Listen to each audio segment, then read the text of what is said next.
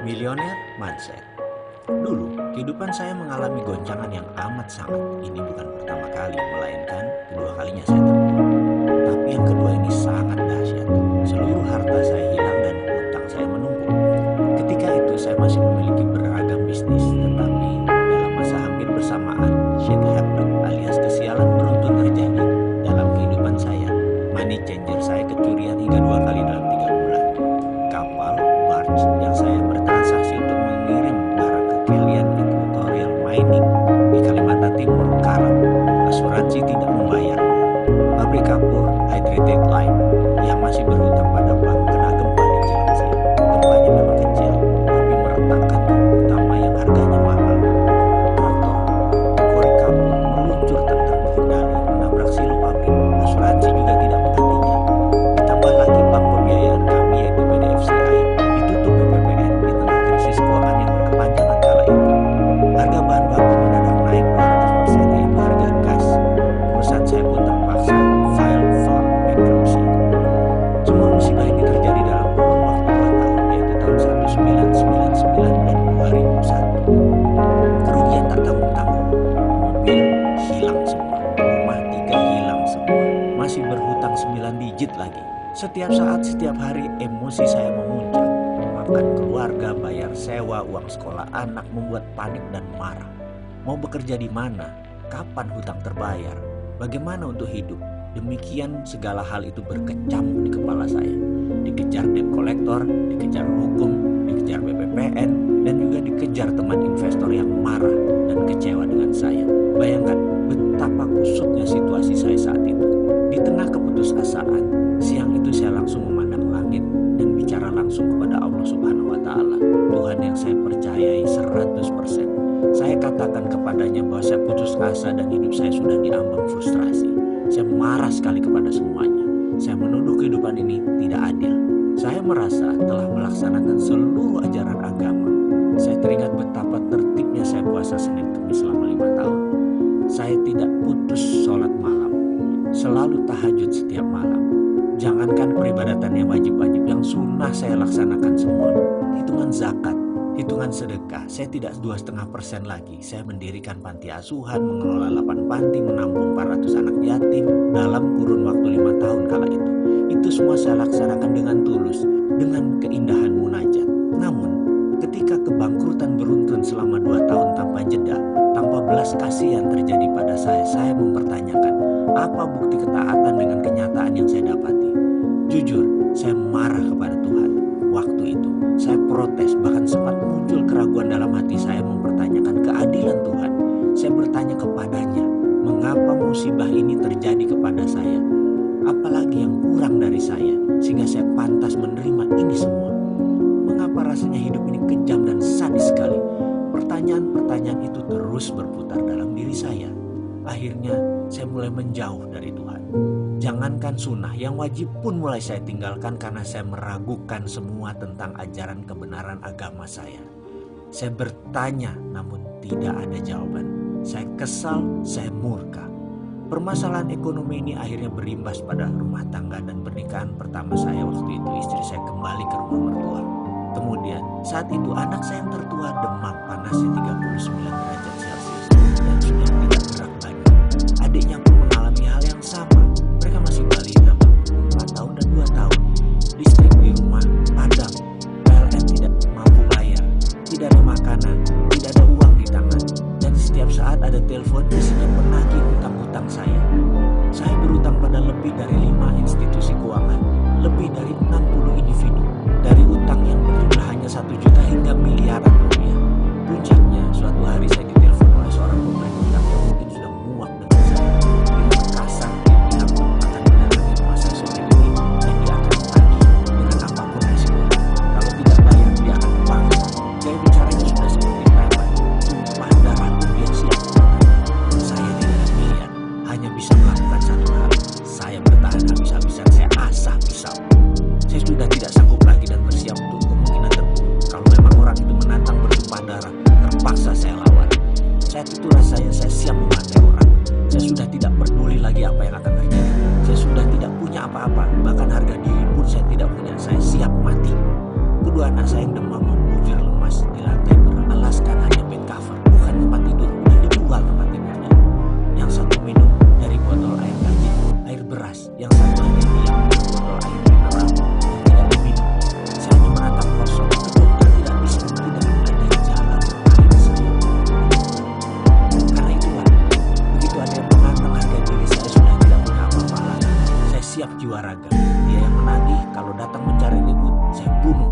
pikiran laknat yang sempat terlintas dalam benak saya.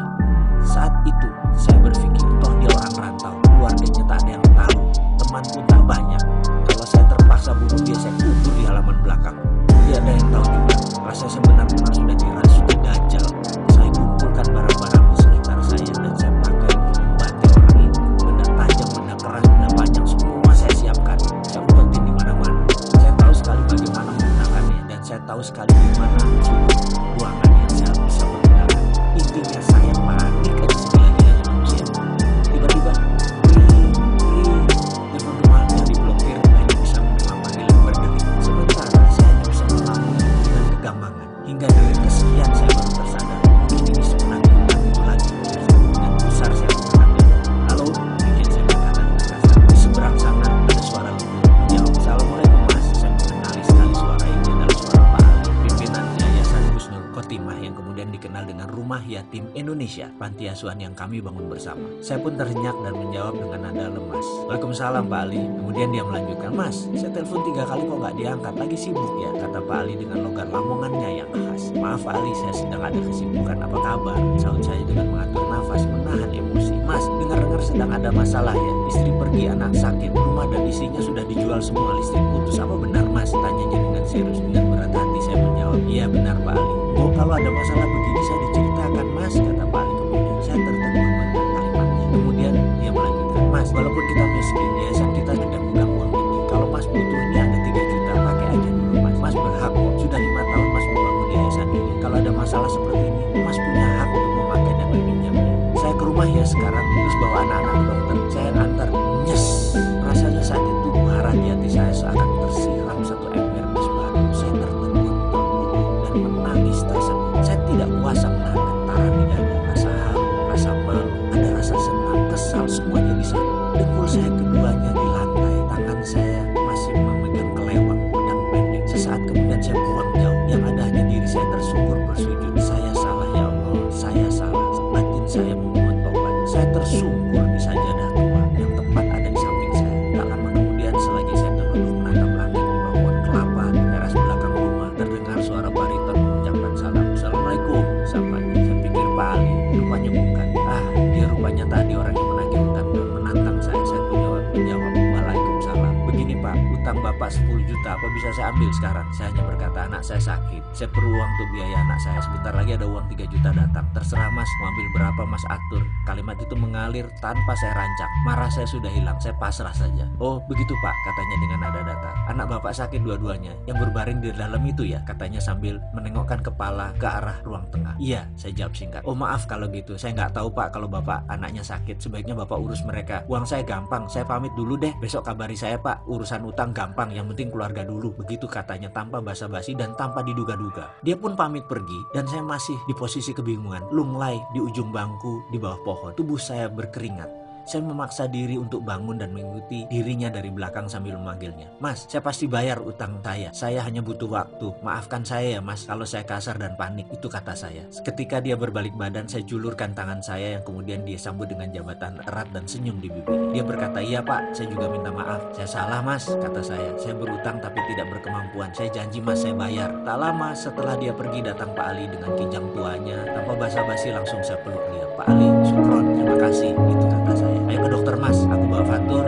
mas ke naskah, ajaknya singkat. Setelah 2 tahun dihajar musibah yang merusak keyakinan saya, akhirnya saat itu saya menyadari satu hal. Semua masalah yang saya alami berasal dari diri saya. Hal lain di luar diri saya hanyalah pelengkap. Saya langsung berdoa, maafkan saya ya Allah, ampuni saya. Engkau begitu mulia dan saya selama ini salah memandang. Saya sadar bahwa saya sendirilah yang harus bertanggung jawab dan menyelesaikan semua ini. Saya layak incar sepenuhnya. Maafkan saya telah melakukan kekuasaan ya Allah. Saya memilih berdamai dengan Allah. Saya memilih memulai sesuatu dengan kesadaran penuh, mengubah nasib saya, menulis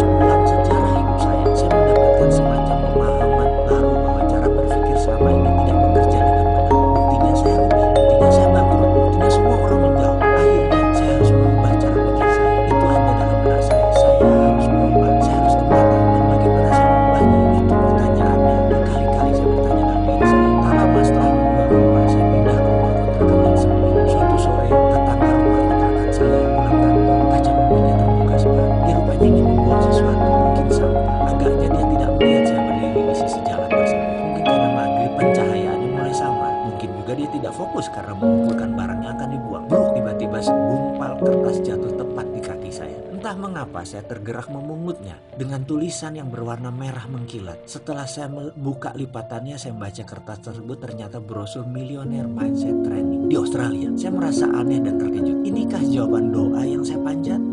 Saya berdiri termenung. Rupanya tetangga saya tadi baru sadar bahwa sampah yang dibuang tadi jatuh di depan saya. Dia pun menghampiri saya. Mas, maaf sekali, saya nggak lihat, katanya Kiku. Loh, nggak apa-apa, aku kan hanya ngelamun, nggak ngeh, aku baru ngeh pas ngeliat brosur itu, kata saya basa-basi sambil menunjukkan lembaran tersebut. Iya, tadi saya dari kantor, tapi sepertinya nggak mungkin saya ke sana. Bukannya nggak butuh jadi orang kaya, tapi harganya itu loh, seminggu di sana 30 juta, mending buat modal, katanya mengurai. Saya hanya mengangguk-mengangguk sambil tersenyum. Saya pamit Pak Sarif, kata saya. Iya Pak, maaf ya, tadi benar-benar nggak sengaja, katanya, sungguh-sungguh. Nggak apa-apa bos, santai aja, jawab saya kemudian. Setelah itu, saya langsung sibuk berpikir, di mana saya cari uang 30 juta? Belum lagi uang untuk sanggup keluarga di rumah sementara saya pergi. Yang jelas saya sudah tekad untuk berubah. Saya bertekad untuk berubah dan melihat ini sebagai solusi. Saya percaya itu. Singkat cerita, harta terakhir saya yaitu motor Tiger, mesin jahit, dan beberapa barang keluarga saya jual. Saya nekat terbang ke negeri kampung. Saya menginginkan ilmu tersebut. Saya pun berangkat untuk mengikuti Millionaire Mindset Training di sana dengan harapan bisa menerapkan untuk memperbaiki kondisi hidup saya. Kira-kira sebulan setelah kembali dari pelatihan selama 7 hari tersebut, ternyata tidak ada perubahan apa-apa dalam perjalanan kehidupan saya. Saya masih menganggap bahwa apa yang saya pelajari itu aneh dan gak kena di logika. Mek monotok, apa iyo? Itu saya berkali-kali bilang, masa begitu sih? Emang gitu? Itu saya selalu membatin. Memang benar, saya meragukan dan saya menganalisa, mencoba mengurai maksud dari pelatihan tersebut. Tapi saya lelah, keadaan saya begitu-begitu saja. Saya belum bisa dapat uang lagi. Saya belum bisa melunasi tunggakan hutang. Saya belum bisa merubah nasib saya. Apakah saya harus belajar lagi? Saya mencoba mengingat mundur pengalaman hidup saya. Semua itu terjadi di usia 28 tahun. Benar, saya merasa seakan berjalan di jalan bebas hambatan. Semua mudah, semua gampang. Pada saat itu, saya bahkan menggampangi proses. Namun saat ini justru proseslah merupakan hal yang paling saya hormati. Barulah sejak di usia 28 tahunan kehidupan saya mengalami pasang surut yang luar biasa. Baik dari masalah pribadi, masalah spiritual, ketuhanan, masalah rumah tangga, masalah parenting, masalah keuangan. Dikala saya berpikir laut itu berair tenang, saya memilih mengangkat jangkar dan mengembangkan layar ke sebuah tujuan yang pasti, yaitu ingin sukses. Dengan tujuan yang hanya satu arah, yaitu ke depan. Sebuah kesombongan yang saya bayar sangat mahal, sangat melelahkan, penuh duka, air mata dan kering. Ternyata laut di depan tidak semanis gelombang di pantai. Dalam perjalanan ombak besar, angin kencang, bahan bakar kurang, sumber daya terbatas. Satu hal yang saya lupa, saya tidak bawa kompas dan peta. Dalam artian, saya mengarungi samudera tanpa ilmu, tanpa petunjuk, tanpa pembimbing. Mentang-mentang saya punya glory from the past, kisah sukses masa lalu, saya merasa bisa melakukan apapun. Bayangin, di usia 26 tahun saya menjadi miliuner. Miliar-miliar uang ada di kantong saya. Masih muda, tapi dalam 28 tahun semua berbeda. Dalam 30 tahun mendadak semua bergeser. Itulah biang masalah saya di masa depannya. Sejak keputusan saya mengarungi samudera, hingga sampailah saya ke titik di mana kapal saya akhirnya karam di dasar samudera. Sementara badan saya terdampar di pulau kecil sendirian di dasar seadanya. Saya hanya diam, menatap